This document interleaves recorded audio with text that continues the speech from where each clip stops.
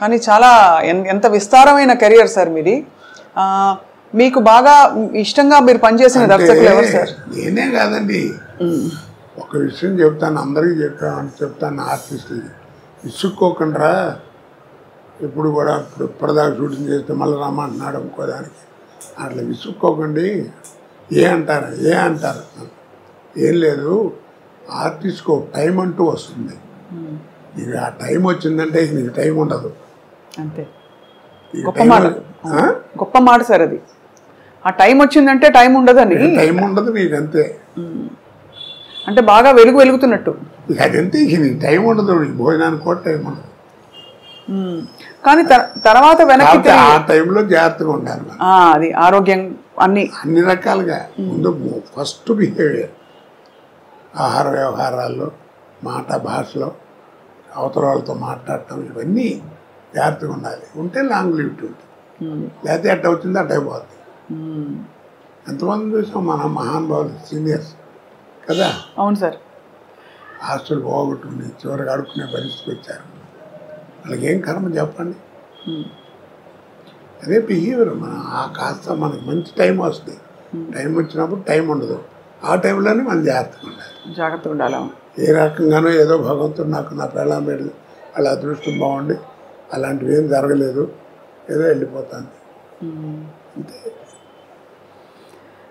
ఆ మధ్య చాలా బాధేసింది సార్, మీరు ఒక వీడియో పెట్టవలసిన పరిస్థితి వచ్చింది. మీడియాలో మీకు ఏదో అయిందనే వచ్చే వార్త రావడం. ఇప్పుడు నేనేం సిగ్గుపడినావు. ఇప్పుడు నువ్వు వచ్చావు, ఏం చెప్పాను? పిక్కలు కాస్త నొప్పిగా ఉన్నాయమ్మా, కట్టారు డాక్టర్ ఇది, కాసేపు కష్టం, అందుకని కాస్త నడవటం అది కష్టం అని చెప్పాను. తప్పే ఉంది దాంట్లో. వాడెవడో కొరచునాథలో చచ్చిపోయాడని పెట్టాడు ఒకసారి. నేను పిలిచి కేకలేసాను, తప్పయ్యి అది. మీ నాన్నకి రా 75 ఏళ్ళు వస్తే కాళ్ళు నొప్పి కళ్ళు నొప్పి ఏదో ఒకటి వస్తాయి కదా, అలాగే నాకు కూడా వచ్చింది. నేను మంచినే కదా, మరి నువ్వు దానికి పెద్ద టీవీలో వీడి చెప్పాల్సిన కర్మ ఏంటి నీకు? తప్పు కదా, దాని మీద రూపాయలు సంపాదిస్తావా? కేకలేసాను నేను.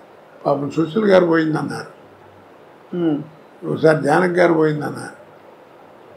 ఆవిడ పాపం అమెరికాలోనే ఎక్కడ ఉంది అప్పుడు సుశీల్ గారు. ఆవిడ అక్కడి నుంచి ఇంటర్వ్యూ, నేను బాగానే ఉన్నాను, నా మీద అట్లా పెట్టకండి. ఎదుగో అక్కడ ఫోటోలు ఉంటాయి ఆవిడతో, జానక్ గారు ఫోటో లోపల ఎక్కడ ఉండాలి, అది కెమెరా ఫోటో తీయించలేదు నేను బయట. ఇంటికి వచ్చారు, ఇంటి భోజనాలు చేశారు, చాలా అందరూ వస్తుంటారు నా ఇంటికి. ఇప్పుడు వస్తారా సార్ బాబుమోహన్ గారు, బ్రహ్మానందం గారు? ఎందుకంటే బాబుమోహన్ గారు మీరు కాంబినేషన్ అదిరిపోయింది అందరికీ. అదొక కాంబినేషన్ అండి. అది ఇండస్ట్రీలో ఎవరికి పెద్దగా రాదు.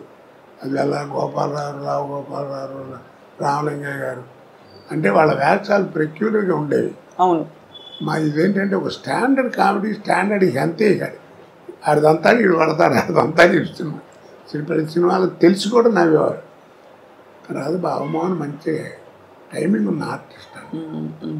సినిమాలు చూస్తే వాడి తన్నులు చూస్తే అసలు వారు కూడా అట్ట కాలు తగిలేరు, అట్ట టచ్ అవడం అంటే పడిపోయాడు.